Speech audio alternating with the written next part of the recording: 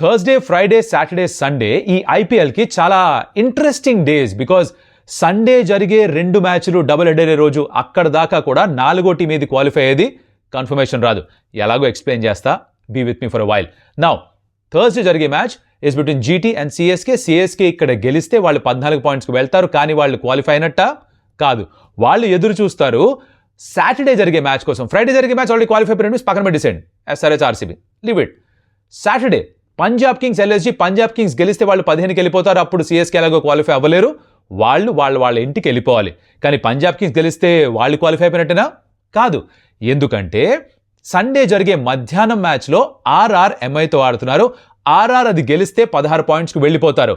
ఒకవేళ RR 16 పాయింట్స్కి వెళ్ళలేకపోతే 15 points పైన Punjab Kings ఉంటే సాయంత్రం జరిగే match on Sunday which is KKR against DC, అది కేకేఆర్ గెలిస్తే వాళ్ళు 15 పాయింట్స్కి వెళ్తారు. అప్పుడు నెట్ రన్ రేట్ కూడా ఫ్యాక్టర్ అవుతుంది.